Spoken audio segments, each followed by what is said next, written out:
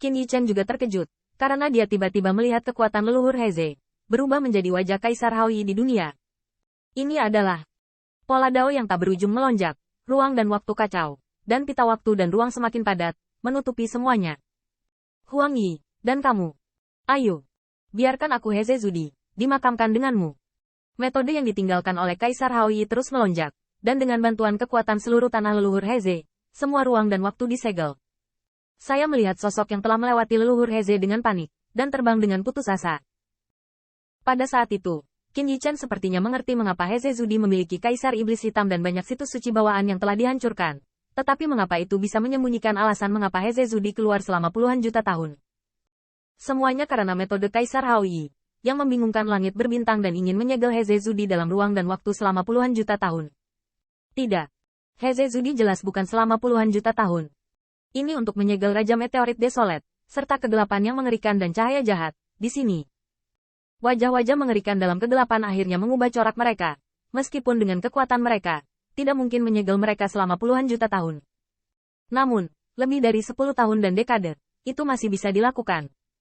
Tentu saja, saat mereka membuka segelnya, Heze Zudi akan dihancurkan menjadi reruntuhan oleh mereka. Tampaknya, berdasarkan keadaan pada saat itu, keberadaan ini tidak dapat ditunda kali ini.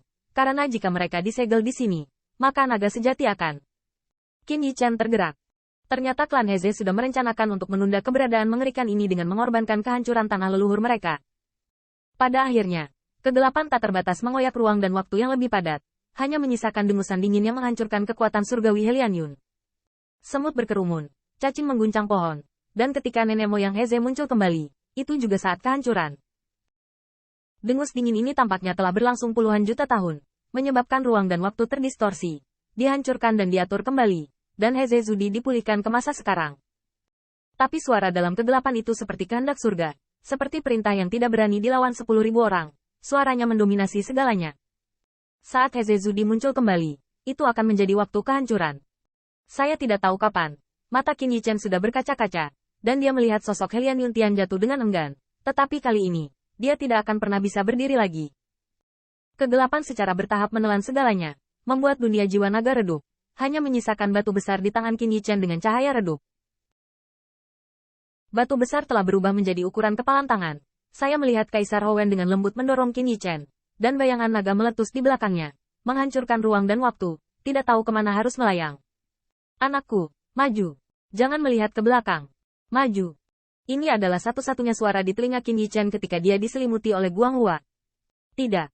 Selain itu, ada kegelapan di seluruh langit.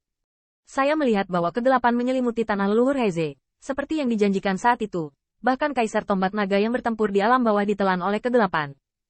Dengan kata lain, Kaisar Tombak Naga tidak pernah berencana untuk menghindar. Kaisar Tombak Naga sepertinya tidak menyadari datangnya kegelapan. Dia hanya mengeluarkan lampu tombak yang tak berujung dan menghantam bahu Raja Meteorit liar, menyebabkan dia mendengus. Apakah kamu melihatnya? Orang-orang ini juga akan terluka. Lihat dengan jelas, dewa-dewa tinggi ini juga akan terluka. Kamu akan terluka dan kamu akan mati. Bunuh mereka semua. Kamu harus membunuh mereka semua. Naga Yin Kaisar Tombak Naga sangat kejam. Dia tidak hanya berbicara dengan Qin Yichen, tetapi juga meneriaki klan Kaisar Mantian. Namun, bagaimanapun, Yin naganya ditelan oleh kegelapan yang tak terbatas dan lenyap. Kegelapan tak terbatas menelan segalanya.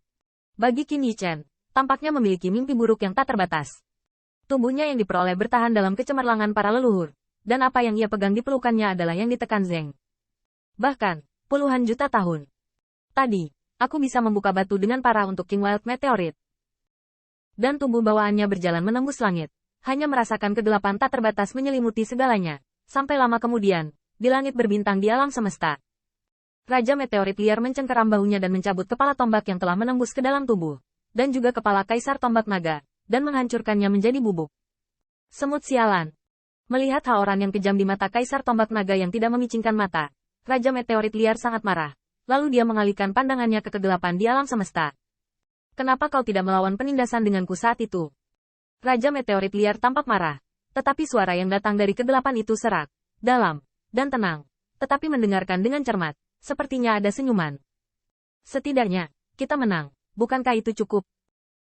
Terlebih lagi, untuk membuka segel, saya juga membayar banyak uang. Huang Mi, Anda harus berterima kasih kepada saya sekarang. Terima kasih.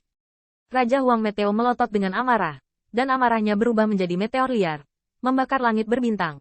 Tetapi dia tidak bisa membakar kegelapan, dan bahkan ditelan oleh kegelapan.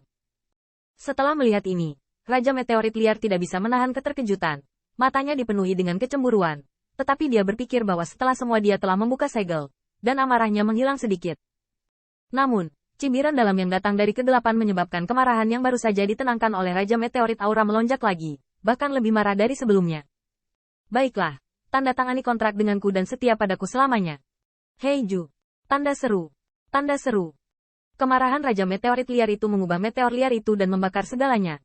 Tetapi ketika wajah dalam kegelapan melihatnya, sepertinya dia tidak peduli. Kegelapan melonjak dan menekan Huang Mei. Apa kau tidak merasakannya? Kau sama sekali bukan lawanku.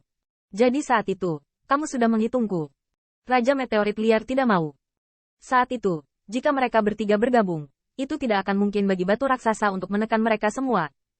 Tetapi Heiju tidak membantunya, dan dia ditekan selama puluhan juta tahun.